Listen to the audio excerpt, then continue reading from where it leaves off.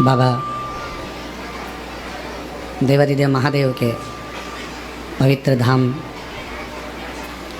कुबेरेश्वर धाम की पवित्र धरा पर बाबा देवादिदेव महादेव की कृपा करुणा से ये पवित्र कथा 12 ज्योतिर्लिंग के मध्य बिंदु कुबेरेश्वर धाम पर आयोजित है। ऑनलाइन ये कथा बाबा के इस पवित्र धाम से चल रही है। शिव कृपा से ये पवित्र अवसर है जो ये भगवान देवादिदेव महादेव की ये पवित्र कथा दामोदर मास कार्तिक का पवित्र महीना बाबा देवादिदेव महादेव की ही कृपा से श्रवण करने का सौभाग्य प्राप्त हुआ है। हम देख रहे थे सुबह से आप सब हॉल वालों का नहीं कहूँगा, जितने लोग हॉल के अंदर बैठे हैं उनके लिए नहीं, और जितने जो बाहर बैठे हुए हैं सुबह से धूप में बाबा की कथा का इंतज़ार कर रहे हैं और कथा को श्रवण करने के लिए बैठे हुए हैं, विराजमान हैं। कहीं ना कहीं भगवान शिव की ये अविरल भक्ति, भगवान शंकर का ये भजन, भगवान शंकर का स्मरण, मंत्र जाप, नाम जाप, कीर्तन आपके और हमारे जीवन को सार्थक बनाता है।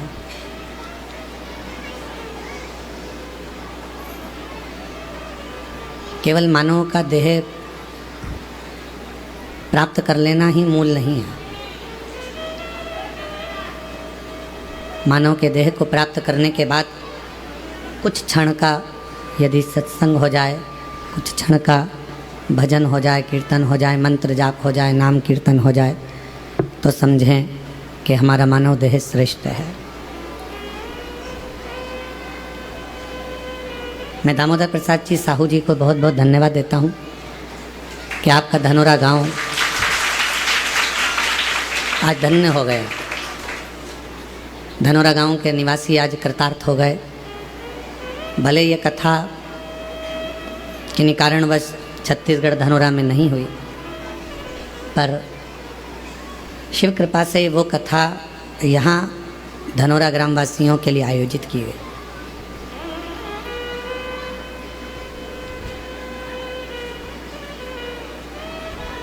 शिव जिनको पहचानने के लिए, जिनको जानने के लिए मानव का पूर्ण जीवन भी चले जाता है तो शिव तत्व को नहीं पहचान पाता। कोई आपसे आकर कह दे कि मैं भगवान शिव को पहचानता हूँ या मैं भगवान शंकर को जानता हूँ, तो भगवान शिव को संत हो, साधु हो, सन्यासी हो, तपस्वी हो, साधक हो, उपासक हो, महात्मा हो, कोई नहीं जान सकता। शिव जी को स्वयं, भगवान देवादिदेव महादेव को स्वयं परमात्मा भी जानने का प्रयास करते हैं तो नहीं जान पाते। और ये शिव महापुराण की कथा में प्रथम में महत्तम के अंदर ही विद्येश्वर संहिता में ये बात आ जाती है कि ब्रह्मा जी भगवान शंकर को जानने के लिए एक पर्वत को घुमाते हैं। अग्नि का खंभ प्रकट हो जाता है तो भी ब्रह्मदेव पहचान नहीं पाते हैं कि ये शिव है। यदि कोई कहे आपसे कि हम शिव को जान लिए हैं या हम शंकर जी को पहचान लिए हैं तो कठिन, कोई नहीं जान सकता। शिव को जानेगा कौन? शिव महापुराण की कथा कहती है जिसको शिव कृपा करेंगे। भगवान शंकर जिस पर करुणा करेंगे। हमारे बीच में छुरिया गांव के, छत्तीसगढ़ के ही हालेकोसा से दिनेश साहू जी यहाँ पर विराजमान हैं, जिन्होंने पूर्व में 2 दिव्य कथा छुरिया हालेकोसा में कराई है। एक बार उनके लिए भी जोरदार ताली बजाकर साधुवाद है। तो शिव को जानना कठिन है, पर शिव को कौन जान सकता है? जिस पर शिव स्वयं कृपा करे, शिव स्वयं करुणा करे, तो समझ लो कि कोई जान सकता है। वन क्षेत्र में जब पांडव जा रहे थे वन के अंदर, तो भीम ने युधिष्ठिर से पूछा था कि शंकर जी को भजने का, शिव जी को जपने का, शंकर भगवान का भजन करने का, पूजन करने का, स्मरण करने का सही तरीका क्या है? और हम निवेदन करेंगे कि जितने भी शिव भक्त आस्था चैनल पर कथा सुन रहे हैं और जितने फेसबुक यूट्यूब पर सुन रहे हो, चाहे जितने बाबा कंकर शंकर की भूमि पर कुबेरेश्वर धाम पर कथा सुन रहे हो, तो इस बात को आप भी बड़े ध्यान से सुनिएगा। इस बात का स्मरण आप भी करिएगा। भीम ने युधिष्ठिर से पूछा, और भीम ने युधिष्ठिर से पूछा कि भगवान शिव को प्राप्त करने के लिए सबसे सुंदर पूजा का तरीका, अनुष्ठान का तरीका, साधना का तरीका कौन सा है? कोई एक तरीका ऐसा बता दो जिससे हम पूजन कर लें, अनुष्ठान कर लें, साधना कर लें। मेरी जीजियों, मेरे जीजाओं, पूजन के बहुत विधान हैं। तो पूछा भीम ने युधिष्ठिर से कि भगवान की पूजन का सही नियम क्या है, भगवान शंकर की साधना का सही तरीका क्या है, उनकी उपासना का सही तरीका क्या है।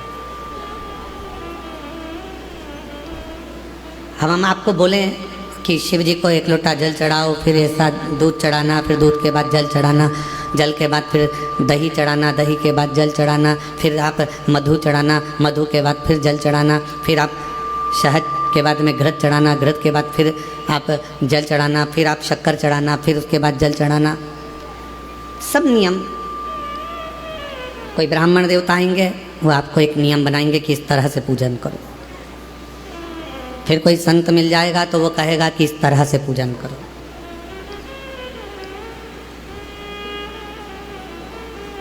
फिर कोई महात्मा मिलेंगे, वो कहेंगे इस तरह से पूजन करो। पर वही बात भीम ने युधिष्ठिर से पूछी कि पूजन का नियम क्या है, हम भगवान शंकर की पूजन कैसे करें, हम भगवान शंकर की आराधना साधना कैसे करें, क्या नियम हो सकता है। अब यहाँ जितनी माताएं बैठी हैं, हम एक एक को खड़ा करके पूछे हैं कि तुम बताओ कि शिव जी के पूजन का नियम क्या है। तो हम दामोदर प्रसाद जी से पूछेंगे, वो अलग नियम बताएंगे। उनके बेटे से पूछेंगे तो वो अलग नियम बताएंगे। बहू से पूछेंगे, वो अलग नियम बताएंगे। बोलो सही है कि गलत है? जितने मेरे बाहर जीजियाँ बैठी हैं, जीजा बैठे हैं, जितनी माताएं बैठी हैं, जितने बच्चे बैठे हैं, उनसे पूछेंगे क्यों शिव जी के मंदिर जाते हो, वहाँ क्या नियम से पूजन करते हो? तो कहेंगे हम झाड़ू लगा देते हैं, पोछा लगा देते हैं, जल चढ़ाते हैं, बेलपत्र चढ़ाते हैं, ये करते हैं, वो करते हैं। सबका अपना अपना नियम है, सब अपना नियम बता। भीम ने भी युधिष्ठिर से पूछा कि शिव पूजन का नियम क्या है।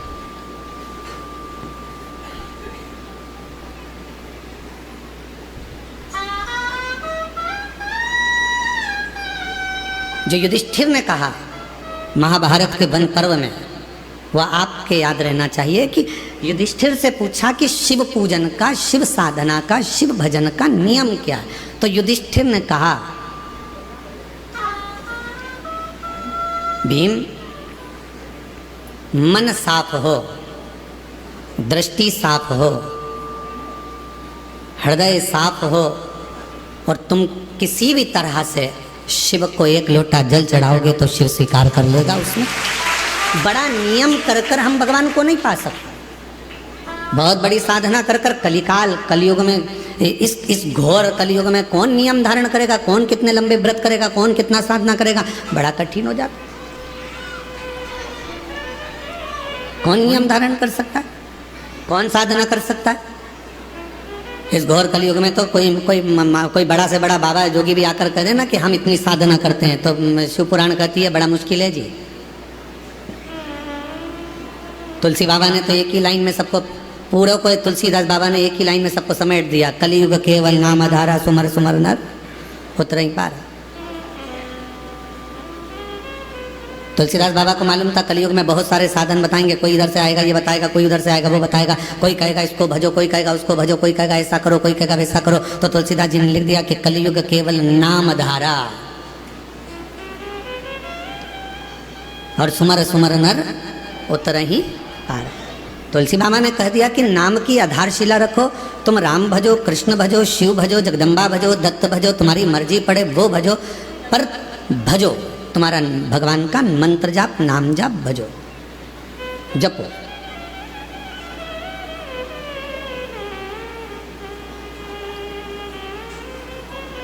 मंत्र जाप, साधना, नाम जाप, कीर्तन ये करो। और जब मंत्र, साधना, व्रत हम कुछ भी करें, पर यदि हमारे मन ही पवित्र नहीं है, हमारा हृदय ही पवित्र नहीं है, तो क्या हम शिव को प्राप्त कर सकते हैं? और शिव कथा कह रही है कि साधना में मन की पवित्रता होना चाहिए। बहुत लंबी पूजन जमाली हमारे पास, ये भी रखा है, ये भी रखा है, ये भी रखा है, ये भी रखा है, शिव जी को ये भी चढ़ाऊंगी, शंकर जी को ये भी चढ़ाऊंगी, शंकर जी को ये भी चढ़ाऊंगी, और मालूम पड़े मन शुद्ध नहीं है, मन का भाव शुद्ध नहीं है, तो परमात्मा कैसे मिलेगा?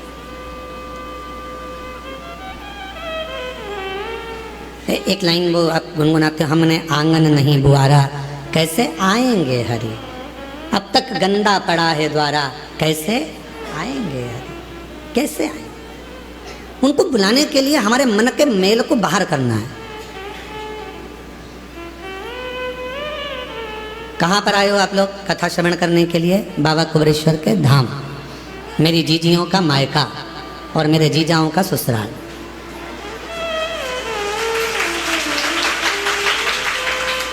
कभी आपने विचार करा कि सीहोर वाला महाराज हमेशा कहता है ये मेरी बहन जीजियों का मायका है और जितने पुरुष आते हैं उनका ससुराल है, ऐसा क्यों नाम रख दिया इस सीहोर का, इस कुबेरेश्वर धाम का? बाकी के किसी धाम में तो ऐसा होता ही नहीं कि कोई रिश्ता होता है।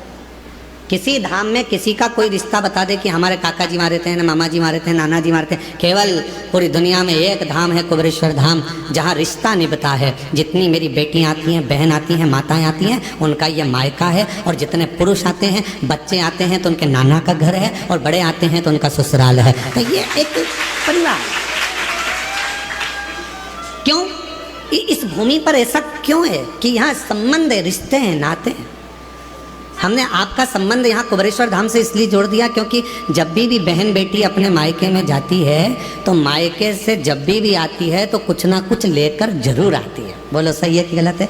मायके से पिताजी भेजेंगे बेटी को तो भले एक बिस्कुट का पुड़ा दे दे, चाहे कुछ भी दे दे, एक साड़ी दे दे, नहीं दे तो 2 रुपया, 5 रुपया, 500 रुपया, 1000 रुपया दे, वो भी नहीं दे तो सामान, फल फ्रूट, मिठाई रखकर भेज देगी माँ बाप, पर कुछ ना कुछ दिए बिना बेटी को अपने घर से भेजते ही नहीं है। और दामाद अगर घर आता है और अगर नवासा घर आता है, नाना नानी के घर में अगर बच्चे आते हैं तो वो भी जाते हैं तो नानी नाना कुछ ना कुछ देकर भेजते हैं। जमाई आया तो उसको कुछ ना कुछ देकर भेजते हैं। इसलिए तो ये बहुत जरूरी है। और जो दामाद बहुत उद्दंडी होता है ना, बहुत लड़ता झगड़ता है बेटी से, तो उसको भी देकर भेजते हैं, उसको भी देकर भेजते हैं। भले गाली देकर भेजे पर भेजते तो है, भेजा तो।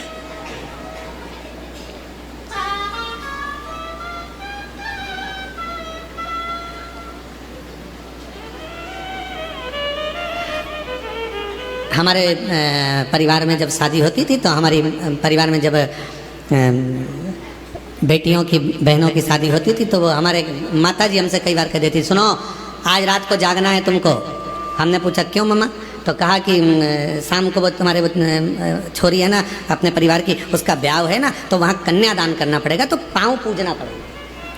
अब तुम्हारे इधर पाँव पूछते कि नहीं पूछते? जम के तो बोलो, पूछते। तो अब रात के समय जब फेरे होते हैं तो पाँव पूजना पड़ेगा। तो हमारी माता जी हमको जगा के रखती थी, और सो भी जाते तो ढूंढ के लाती थी, चलो पाँव पूजो। अब रात को नींद में एक तो काम कर करके थक जाओ और ऊपर से रात को मम्मा माता जी जगाए और पाँव पूजवाए, तो धीरे धीरे पाँव पूजते पूजते मन में फुसफुसा भी देते थे, देखो जीजा जी पाँव पूज रहे हैं, जब तक पूज रहे हैं, जीजी को दिक्कत आई तो सिर भी पूज देते हैं। अब जीजा टेंशन में है तो वो पास में जीजी बैठे तो उसको, तो जीजी कह देती है ही ऐसा, है ही ऐसा। अब विचार, सोच, होता है कभी कभी ऐसा स्मरण। एक व्यक्ति बोला कि बहुत पुरानी बात है, हम जब स्कूल कॉलेज में पढ़ते थे उस समय की बात है। अब उस समय पर हम 9th क्लास में पढ़ रहे थे, 9th क्लास में पढ़ते तो वो बोले देखो उनके घर पे कितनी भीड़ होती है, वो उनके घर पे कितनी भीड़ होती है। तो हमने भी हमारे दोस्तों से कहा कि भीड़ लगाना कोई बड़ी बात है, 1 मिनट में भीड़ लग जाती है, उसमें कौन सी दिक्कत वाली बात है। तो क्या ऐसे कैसे लग जाती है। हमने कहा कल तुम एक काम करना, 2 बांस तुम खरीद के लाना, बाकी के घास हम ले आएंगे, सफ़ेद कपड़ा बांध लाएंगे, किसी के घर पे रख देंगे, भीड़ इकट्ठी हो जाएगी। उसमें कौन सी दिक्कत, भीड़ इकट्ठी करना थोड़ी ना बड़ी बात।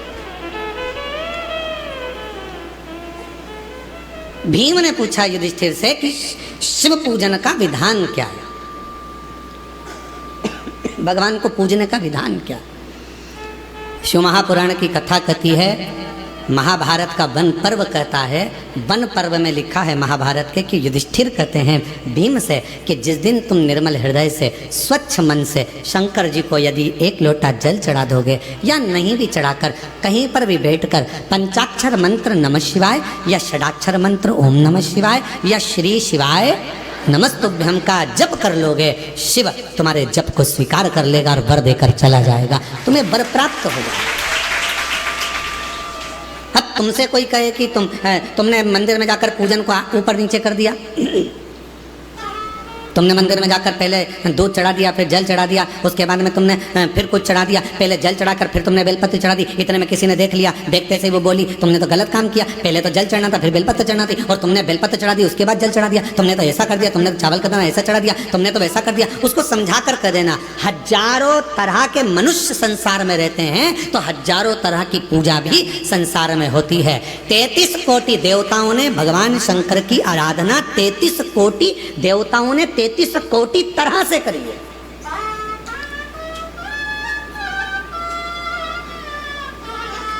कई लोग हमसे कह देते हैं आपने हमने शिव पुराण पढ़ी है, आप जो बताते हो शिव पुराण में तो कई बार मिलता ही नहीं है, तो हम क्या एक ही पुराण में से बोलते हैं।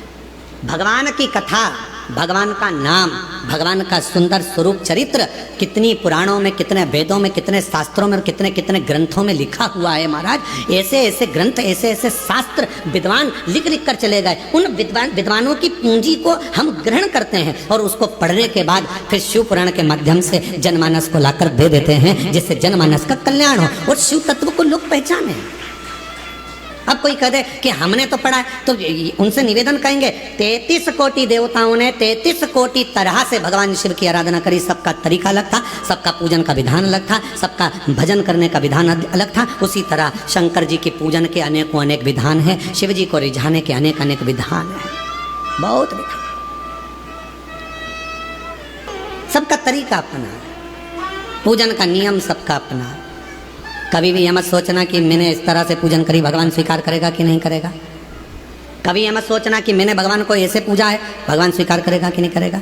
कभी यह मत सोचना कि मैंने तो इस तरह से व्रत कर लिया भगवान स्वीकार करेगा कि नहीं करेगा। मैंने तो इस तरह से कथा सुनी भगवान स्वीकार करेगा कि नहीं करेगा। बस निवेदन है, मन पवित्र रखना, भगवान स्वीकार लेगा।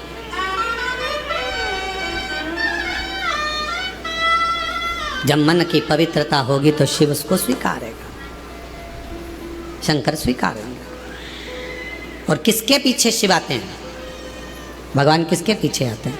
तो कहा माल वाले के पीछे मानव आता है, मनुष्य आता है। कुर्सी वालों के पीछे मनुष्य जाता है, दुनिया जाती है।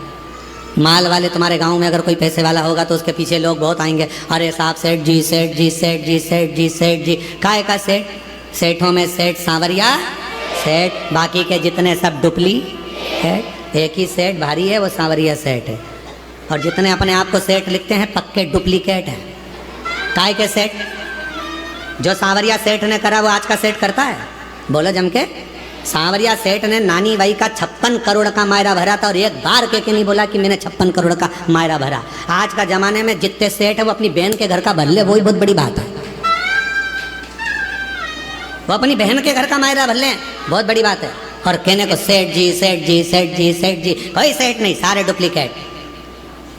सेठों में सेठ, जम के बोलो जरा, सेठों में सेठ सांवरिया सेठ, बाकी के सारे सेठ डुप्लीकेट। और कई सारे सेठ बैठे होंगे, उनको बुरा लग गया होगा। सेठ है वो, माल वाले के पीछे मनुष्य जाता है, माल वाले के पीछे, कुर्सी वालों के पीछे दुनिया जाती है। दुनिया पैसे वालों के पीछे जाती है, माल वालों के पीछे जाती है और कुर्सी वालों के पीछे जाती है। पर मेरा महादेव माल वाले के पीछे नहीं जाता, मेरा महादेव माला वाले के पीछे जाता है, भजन वाले के पीछे जाता है, आसन वाले के पीछे जाता है। जो माला जपता है मेरा महादेव उसके पीछे चला जाता है, मेरा महादेव उसके पीछे चलता है। अब आपके ऊपर निर्भर करता है, आप माल वाले के पीछे चलोगे कि माला वाले के पीछे चलोगे। माल वाले के पीछे चलोगे तो एक ना एक दिन माल वाला तो तुमको तगड़ी दे देगा, लात मार देगा, निकाल देगा। कुर्सी वाले के पीछे चलोगे वो भी एक दिन लात मार कर निकाल देगा। पर माला वाले के पीछे चलोगे, किसी सदगुरु, किसी संत, साधु, सन्यासी, तपस्वी, साधक, उपासक जो शिव की आराधना में डूबा रहता हो, शंकर की भक्ति में डूबा रहता हो, यदि उसके पद चिन्हों के पीछे चलोगे तो एक न एक दिन मंजिल तक पहुंच जाओगे, क्योंकि महादेव उसके पीछे चल रहा, शिव उसके पीछे चल रहा, शंकर उसके साथ चल रहा।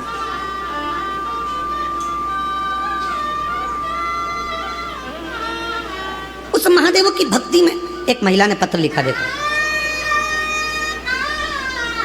कल एक माता जी ने पत्र लिखा था, उनके यहाँ कितने साल बाद संतान हुई थी। पहला पत्र था, जम के बोले, जम के 23, आज 1 साल और बढ़ गया। मेरा नाम नर्मदा बाई, पति इंदर सिंह, मैं ग्राम तारपुरा, पीतमपुर, जिला धार, मध्य प्रदेश की रहने वाली हूँ। कहीं बैठी हो और अगर बालक साथ में, बच्चा साथ आया हो तो पीछे वाले रास्ते से लेकर आ सकती हूँ। मेरा नाम नर्मदा बाई, पति इंदर सिंह, मैं ग्राम तारापुरा, पीतमपुर, जिला धार। पत्र को एलईडी पर पढ़ सकते हो, आस्था चैनल पर भी चल रहा है। मध्य प्रदेश की रहने वाली हूँ। मेरी शादी को 24 साल हो गए थे। मेरे घर औलाद नहीं। गुरुजी, किसी के कहने पर कुबेरेश्वर धाम सीहोर का नाम सुना। लोग बोले सब डॉक्टरों को दिखा लिया, तू हताश होकर बैठ गई, अब तेरे घर अगर औलाद नहीं है तो तू एक बार कुबेरेश्वर धाम चली जा। मैंने ये धाम का नाम पहली बार सुना था। मन कर कर पति से कहकर हम कुबेरेश्वर धाम आ गए और यहाँ पर आकर हमने कंकर शंकर की पूजन करी, भूमि का शयन करा, जमीन की मिट्टी को हमने अपने गर्भ से लगा लिया। गुरुदेव, बाबा से प्रार्थना कर कर गई, बाबा मेरी गोद भर देना, सब दूर से हार चुकी हूँ। अब मुझे तो डॉक्टर ने भी मना कर दिया, शादी के 24 साल हो गए, औलाद नहीं।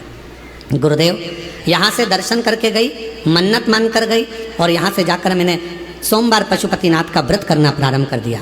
मंदिर जाती, जल चढ़ाती, नंदी के पास बैठकर उस जल को पी लेती, सफ़ेद आंकड़े की जड़ को बांध लिया। गुरुजी, बाबा की कृपा का मैं क्या गुणगान करूं। गुरुदेव, कावड़ भरने के लिए आ गई, कावड़ भरा, शिवजी पे चढ़ा हुआ जल पीकर दोनों पति पत्नी ने विनती करी, बाबा हमारी औलाद नहीं, 24 साल हो गए, तू देना जरूर। यहाँ से गई कावड़ भरकर और जाने के बाद कुछ समय के बाद मेरा गर्भ ठहर गया। गुरुदेव, 2024 में बाबा की कृपा ऐसी हुई कि मैं बाबा की कावड़ भरकर उससे विनय कर कर गई थी। उस समय पर जैसे यहाँ से गई तो डॉक्टर को दिखाया तो मालूम पड़ा कि बच्चा दानी में कुछ प्रॉब्लम है। फिर भी मन नहीं माना, डॉक्टर ने कहा इलाज करो, इलाज चालू रखा। समय बीतता गया और बाबा ने ऐसी कृपा कर दी उस कावड़ के जल ने कि भरोसा डॉक्टर को नहीं, वो इलाज कर रहा था कि गर्भ में तकलीफ है, पर उसको ये नहीं मालूम पड़ा कि गर्भ में तो मेरे कुबेरेश्वर बाबा का प्रसाद था और बाबा ने संतान दे दी थी। गुरुदेव, शिव कृपा ऐसी हो गई, 20/6/2025 को बाबा की कृपा से मेरे यहाँ गर्भ से बच्चे ने जन्म लिया और मैं बाबा को यहाँ प्रणाम करने के लिए आई हूँ। 24 साल के बाद गर्भ ठहरा, 24 साल। शिव कृपा किसको कहते हैं, करुणा किसको कहते हैं, दया किसको कहते हैं। एक पत्र और है, वो पत्र देखिए।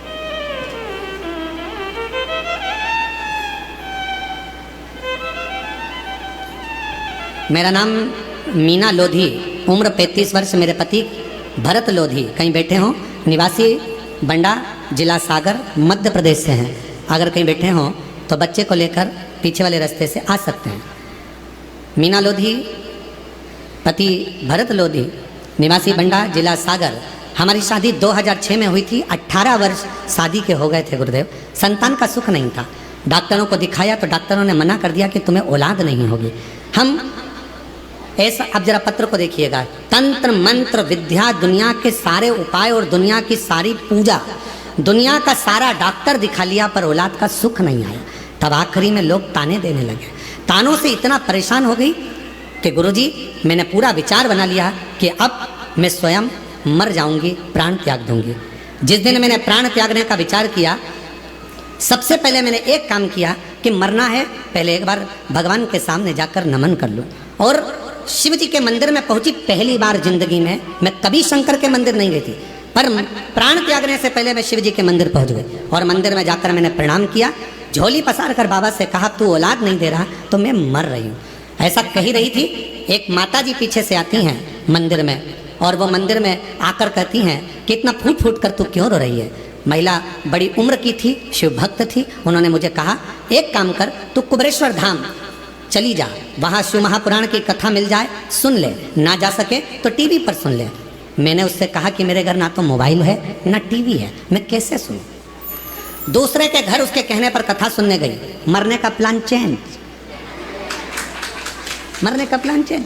उसके कहने पर पड़ोसी के घर कथा सुनने गई, 3-4 बार गई पड़ोसी के यहाँ कथा सुनने के लिए तो उनका मुख फूलने लगा। एक दिन कथा में आपने कहा था कि शिव को जल चढ़ाते समय जब आप कुछ मांगोगे तो बाबा देगा। सबसे पहले मैं भूल गई कि बच्चा चाहिए, सबसे पहले मैंने टीवी और मोबाइल मांग लिया और बाबा से मैंने केवल टीवी और मोबाइल मांगा और बाबा ने ऐसी कृपा करी, 20 दिन निकले और मेरे पति मेरे लिए मोबाइल भी लाए और टीवी भी ला कर रख दी। अब मैं घर पर कथा सुनने लगी, आसन लगाकर बैठ जाती, कथा श्रवण करती, भगवान से प्रार्थना करती और बाबा ऐसी कृपा हो गई, आंकड़े की जड़ का प्रयोग करा। अब तो मेरे शिव जी पर भरोसा हो गया। रोज मंदिर में पोछा लगाती, बाबा से विनती करती मुझे संतान का सुख दे दो। बाबा ने मेरी सारी समस्या का हल, एक लोटा जल। और शिव जी की कृपा से 18 साल के बाद बाबा की कृपा से 11 दिसंबर 2024 को 18 वर्ष के बाद मेरे घर में बाबा ने संतान दे दी। ये शिव कृपा, ये शंकर। एक लाइन अच्छी है, जिस कामना से आ जाइए, आ जाइए। 24 साल के बाद बच्चा हुआ है, एक बार जोरदार तालियां। शंभू शंभू शंभू शंभू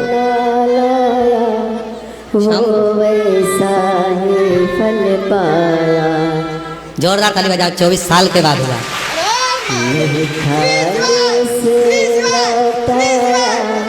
वो मन हर्षाया। रोते नहीं, खुश हो जाओ, बाबा दे दिया ना, रोते नहीं, खुश खुश हो। काशी वाले ने लुटा दिया भंडार, काशी वाले ने लुटा दिया भंडार, काशी वाले ने लुटा दिया भंडार, काशी वाले ने करीब 18 वर्ष के बाद संतान हुई है। बाबा ने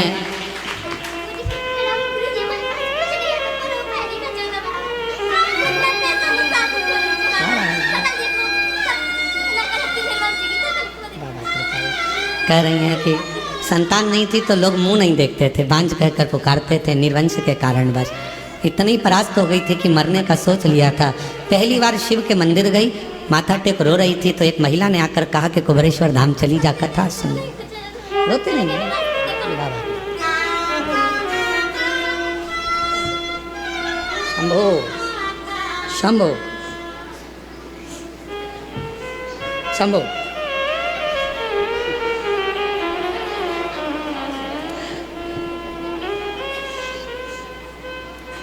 ये लो, चलो।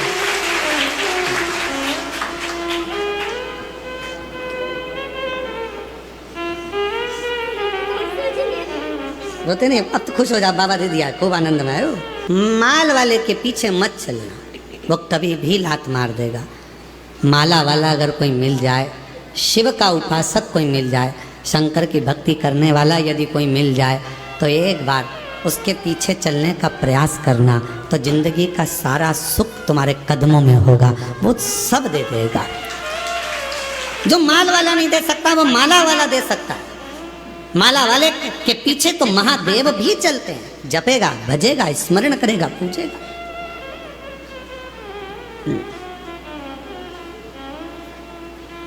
आज पूरी दुनिया,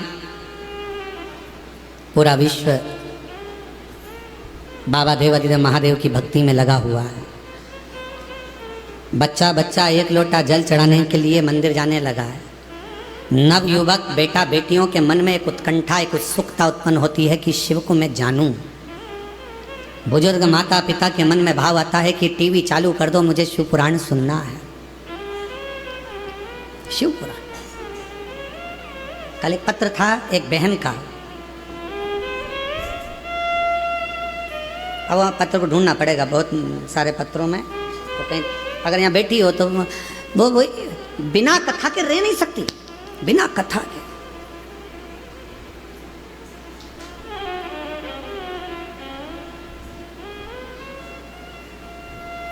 गाड़ी, बंगला, जमीन, जायदाद सब शिवजी ने उसको दे दी। उससे पूछा जाए कि तुझे कहाँ से मिला, तो कहे शंकर जी के दरवाजे से, नहीं तो मेरे तो शून्य थी, शून्य थी। कथा नहीं सुनती तो बुखार आ जाता। बच्चे लोग परेशान, जब कथा नहीं आती तो बच्चे लोग उसको मोबाइल में चालू कर दे देते कि 5-10 मिनट मेरी माता को सुन लेने दो, वो यहाँ बैठी होगी। बच्चे जहाँ कथा होती है बच्चे लोग कह देते हैं ये नहीं जाएगी तो मर जाएगी, इसको ले जाओ कथा में। बच्चे लेकर आते हैं। बाबा ने दे दिया, सब भंडार भर दिया। अब दिल शिव से लग गया, कुछ सूझता नहीं है।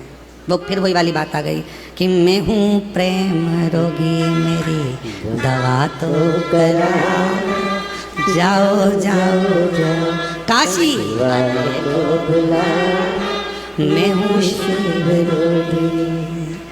ये मुझे रोग लगा है भगवान की अविरल भक्ति का, भजन का, कथा का, स्मरण का। दामोदर प्रसाद जी कथा करवा रहे, दामोदर प्रसाद जी के वहाँ जब कथा का क्रम जब वहाँ नहीं हो पाई तो इनके मन में था कथा कैसे होगी, कैसे होगी, वहाँ परमिशन नहीं, ये नहीं हो रहा, वो नहीं हो रहा। आखिरी में ललकता दामोदर प्रसाद साहू जी के मन में थी, तो धनोरा से भगवान शिव ने इनके मन की बात को जान लिया। शायद धनोरा वासी बड़े किस्मत वाले होंगे जो आज शिव महापुराण की कथा के यजमान बनकर कथा का रस तत्व ग्रहण कर रहे। ये शिव तत्व है, ये भगवान की अविरल भक्ति है।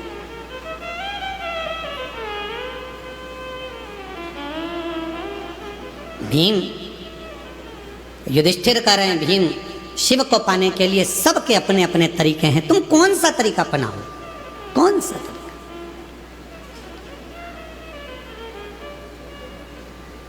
हमने कथा में कहा था 2 परीक्षा होती है, एक होती है लिखित परीक्षा, एक होती है जम के बोलो मौखिक परीक्षा। लिखित परीक्षा में थोड़ी बहुत नकल हो सकती है, पर मौखिक परीक्षा में नकल होगी क्या? बैठे हो सामने, परीक्षा लेने वाला सामने बैठा है, चल ये क्वेश्चन है, इसका उत्तर दे। रामू के काका की काकी का मायका कहाँ था बता, चक्कर खा गया। फिर उसने पूछा रामू कौन, फिर उसने और प्रश्न करे तो ऑफिसर ने कह दिया प्रश्न मैं करूंगा कि तू करेगा, जल्दी बोल। उत्तर नहीं।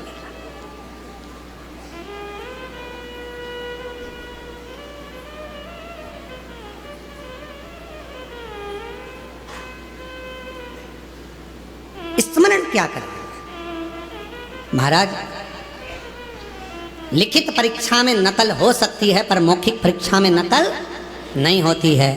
लिखित परीक्षा में नकल कर कर लोग प्राप्त करे ना करे वो अपनी जगह है, और लिखित परीक्षा का एक एक अंक मिलता है, कटता है, फिर मिलता है, कटता है, कुछ मिलेगा कुछ कटेगा। पर मौखिक परीक्षा जब ली जाती है, सामने वाले व्यक्ति को अगर पसंद आ गई उसकी बात उत्तर, तो समझ लो कि पूरे नंबर अच्छे मिल जाते हैं और पूरा रिजल्ट अच्छा आ जाता है। उसी तरह शिव महापुराण की कथा कहती है, आप अगर लिखित परीक्षा नहीं दे सकते, मतलब आप बहुत घंटों तक बैठकर भजन नहीं कर सकते, तप नहीं कर सकते, साधना नहीं कर सकते, व्रत नहीं कर सकते, उपासना नहीं कर सकते, तो मौखिक परीक्षा करो। अपने घर पर 5 मिनट बैठो और श्री शिवाय नमस्तुभ्यम का जाप करो। जब तुम्हारे मुख से श्री शिवाय नमस्तुभ्यम निकलना प्रारंभ होगा, तब सामने जो एग्जाम लेने बैठा है मेरा देव अधिदेव महादेव, वो तुम्हें पास कर देगा और तुम्हें उन्नति की सीढ़ी पर चढ़ा देगा।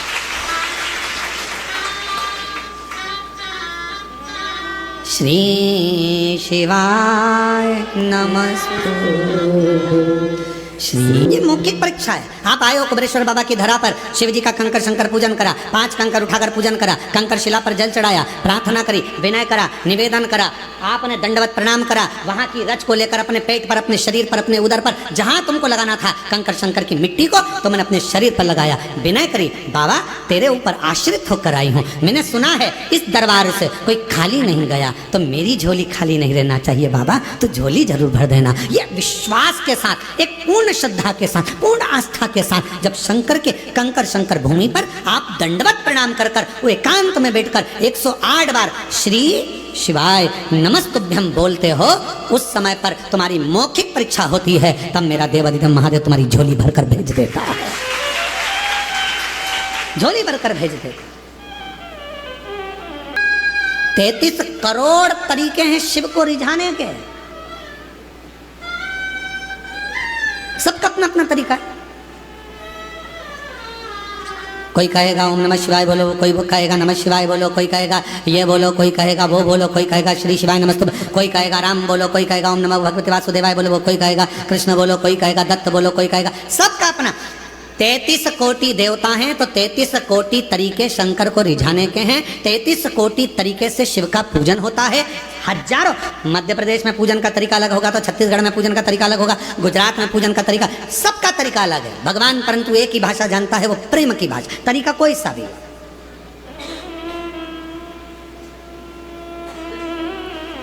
गुजरात के लोग क्या बोलते हैं, कौन सी भाषा? छत्तीसगढ़ वाले बोलो बोलो बोलो, छत्तीसगढ़िया।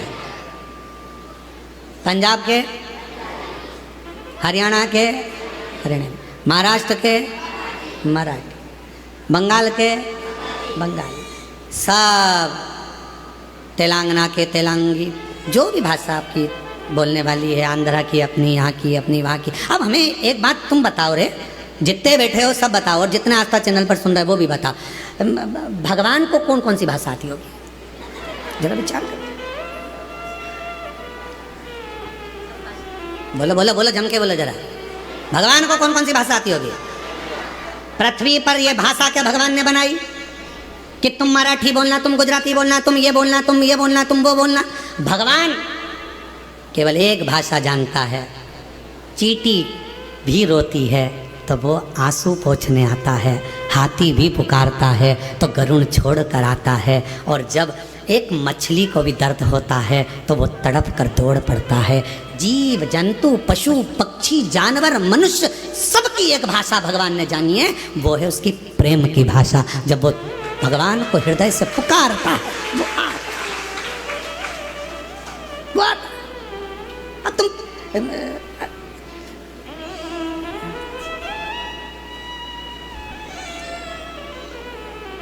अब एक व्यक्ति अमेरिका से भारत आया,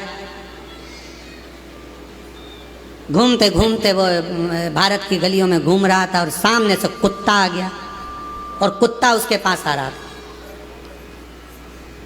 अब अंग्रेजी में कुत्ते को बोले, please please please please don't touch me please. अब कुत्ते को बोले तो कुत्ते को समझ में आए, कुत्ता और उसके पास में आया। इतने में एक व्यक्ति चिल्ला कर बोला हाँ, कुत्ता भाग गया। कुत्ता अंग्रेजी नहीं समझता, कुत्ता मराठी नहीं समझता, कुत्ता गुजराती नहीं समझता, कुत्ता केवल ये समझता है कि मुझे किसने रोटी दी है, कौन प्रेम से मुझे पाल रहा है, कौन मुझसे लाड़ लड़ा रहा है, कौन मुझसे प्यार कर रहा है। कुत्ता उसकी भाषा समझता है और उसके पीछे पीछे दौड़ता है। उसको नहीं आता, उसको नहीं समझना, समझेगा। पूरी दुनिया की केवल एक भाषा है और वो है प्रेम की भाषा। पूरी दुनिया में एक भाषा चलती है और वो है प्यार की भाषा। अच्छे से अच्छे व्यक्ति को कोई अगर अच्छे से अच्छे व्यक्ति को अगर तुम्हें रिझाना है तो उसको धन से, दौलत से, संपदा से, सत्ता से, वैभव से नहीं, उसको केवल प्रेम की भाषा से रिझाया जा सकता है। तुम प्रैक्टिकल घर में करो ना। एक बार चिढ़कर बोल दो अपने पति से, देखो मेरे को सामान ला कर दे देना, पहले बोल दे रही हूँ। वो चिढ़कर जवाब देगा और एकदम प्यार से सिर पे पल्लू लेके बड़े प्रेम से, ए जी आज मुझे बुला दोगे क्या? इतनी स्माइल में बोलोगे तो वो तुरंत फोन लगाएगा, क्यों कहाँ है तू? अरे तेरी भाभी को जरा ये सामान चाहिए, ला देगा क्या? इतनी फास्ट, गया ही नहीं, सामान दरवाजे पे आ गया। प्यार की भाषा में, स्नेह की भाषा में समर्पण होता है। पुकारो उसको प्रेम से, हृदय से। जब आप लोग आंख बंद कर लेते हो, भगवान को दिल से जब हृदय से कहते हो, भोला सब दुख काटो, ओ भोला सब दुख काटो, कितने प्रेम से जब आप पुकारते हो, इसमें से आप पुकारते हो, वो स्वीकार करता है। कल शाम के समय आरती के पहले, लगभग आरती होने वाली होगी 6:30 बजे के आरती का टाइम होता है, प्रदोष काल की आरती का 6:30 बजे। उस समय पर कुछ माताएं वो आम के पेड़ के साइड में बैठी बैठी भजन गा रही थी, बड़े प्रेम से गा रही थी, इतने स्वर में। और कम से कम 8-10 होंगी और कुछ नहीं था उनके पास, फिर भी वो भगवान को, तेरी कृपा का कब किस पर हो जाए जरा से हम पर कर दो। हाँ, वो भजन गा रही थी तो हमने आशीष से कहा, आशीष इतने प्रेम से गा रही है, शंकर भगवान इसको देख ही मानेंगे, पक्का है, इससे कृपा कर कर ही माने। इतने प्रेम से, कोई कोई सुने ना सुने, पंडाल में बैठी है, मंदिर प्रांगण में बैठी है, हम आपसे भी कहेंगे मंदिर प्रांगण के अंदर कहीं बैठे हो, 10 माताएं मिल गई, 15 माता मिल गई, 5 मिनट 10 मिनट जो भजन आपको आता है उसको गुनगुनाया करो, उसका स्मरण करा करो, उसकी भक्ति करा करो। आए हो अपने बाप के घर में, अपने पिता के घर में, तो यहाँ खुश रहकर, अलमस्त रहकर 5 दिन की कथा है, आज 3रा दिन हो जाएगा। कल कथा का समय यही 2 बजे से 5 बजे तक हो जाएगा। कल कथा की शिवरात्रि हो जाएगी और परसों के दिन सुबह 8 बजे से 11 बजे तक कथा होकर 11 बजे बाबा का अन्नकूट प्रसाद प्रारंभ हो जाएगा। सब अपने अपने घर भोजन प्रसाद पाकर चले जाएंगे। हो गई कथा, 5 दिन पूर्ण हो जाएंगे, मालूम ही नहीं पड़ेगा। और कई लोग ऐसे भी हैं कि झगड़े में निकल जाएंगे, ये मेरी जगह, ये मेरी जगह, ये मेरी जगह, ये मेरी जगह, हट तू इधर से, तू उधर, और झगड़ा कर रहे हैं, लड़ रहे हैं, सामान कौन का, सब गए अपने अपने। इसलिए निवेदन है, शिव महापुराण की कथा, भगवान प्रेम की भाषा जानता है, प्रेम दीजिए।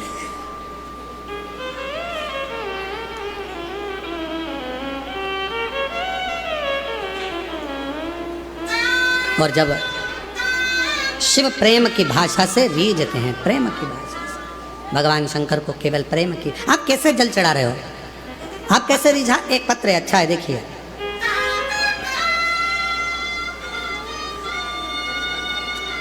दीपिका भट्ट, मेरा निवास का पता है जूही सफ़ेद कॉलोनी 85/3, कानपुर उत्तर प्रदेश की रहने वाली है। कहीं बैठी हो तो पीछे वाले जो रास्ता है वहाँ से आकर एक बेलपत्र ले सकते हैं। गुरुदेव, मैं दीपिका भट्ट, मेरा निवास पता जूही सफ़ेद कॉलोनी 85/3, कानपुर उत्तर प्रदेश। 13 साल तक मेरे घर में संतान नहीं हुई गुरुदेव, और 13 साल शादी के हो चुके थे, संतान का सुख नहीं था। तब एक दिन रिमोट से टीवी चालू कर रही थी और इतने में आपकी कथा आ रही थी। थोड़ी देर मेरा मन कथा में लगा। उसी दिन आपने तुम रुका जी का सफ़ेद आंकड़े की जड़ का प्रयोग बताया, मैंने वो करा गुरुदेव। पशुपतिनाथ का व्रत किया, 1 बार नहीं 2 से 3 बार करा। तब बाबा कुबेर भंडारी की कृपा से मेरे 2023 में बाबा ने ऐसी कृपा कर दी गुरुदेव कि 13 साल के बाद बाबा की कृपा से मेरे घर में 13 वर्ष के बाद 2023 में संतान की प्राप्ति हो गई। मैं बाबा को प्रणाम करने के लिए यहाँ आई हूँ।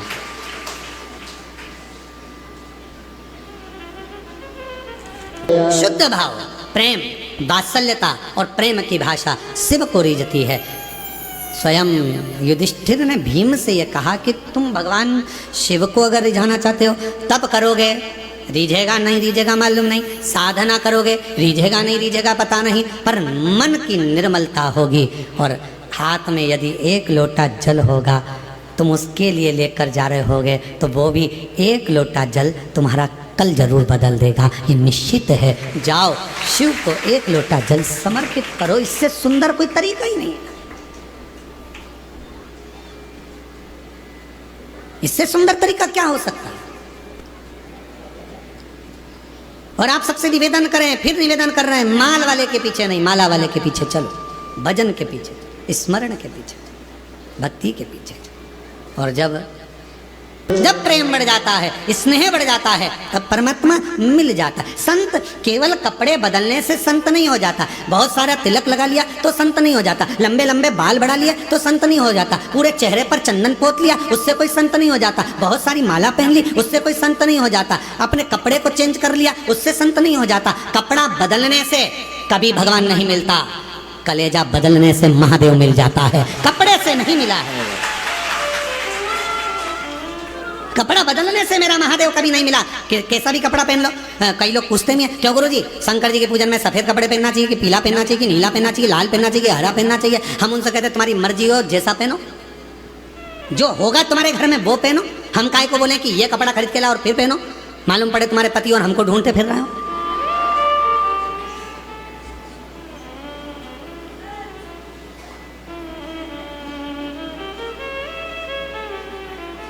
एक व्यक्ति की वीडियो आई, शायद वो सोशल मीडिया पे भी डली होगी। एक व्यक्ति की वीडियो आई और नीचे लिख के भेज दिया, गुरुजी तुम्हारे कहने पे पेड़ पे चढ़ा।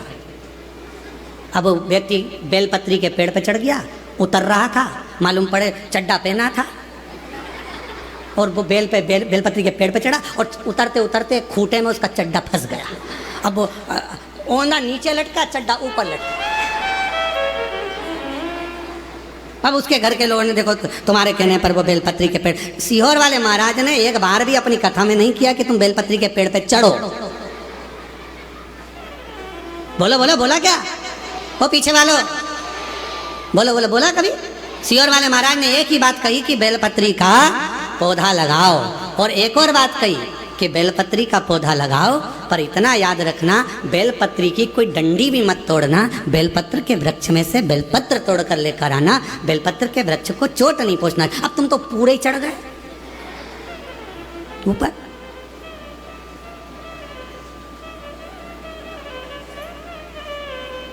अगर होगी ना हमारे पास में वीडियो, तो हम कल तुमको पूरी मीडिया को दिखाएंगे, ठीक है? जितने लोग देखे वो नीचे लिखा गुरुजी तुमने, हमने फिर कह रहे हैं, ये नहीं कहता। आजकल सीहोर वाले गुरुजी की वॉइस कैच करी जाती है और गुरुजी जैसा बोलते हैं तो गुरुजी का तो फोटो लगा दिया जाता है। वो कौन सा जमाना है रे? AI का जमाना। तो वो गुरुजी का फोटो लगा देते हैं और आवाज़ गुरुजी की निकाल निकाल के ना जाने कौन सी AI आई, ऐसी बाई ना जाने कहाँ से आई, वो AI।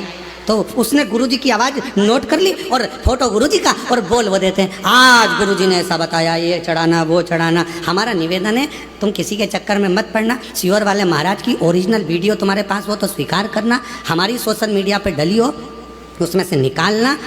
त्यौहार पाता है तो हमारी सोशल मीडिया पे हम वीडियो जरूर डालते हैं, उसमें से निकाल कर फिर उसको सुनना कि गुरुजी ने बोला कि नहीं बोला। नहीं तो आजकल तो चेहरा लगा लगा के लोग नया नया काम कर रहे। तुम्हारी पहचान की अगर ये AI बाई कहीं मिल जाए तो सीहोर जरूर लेकर आओ, तो उससे पूजन कर। कहाँ तुम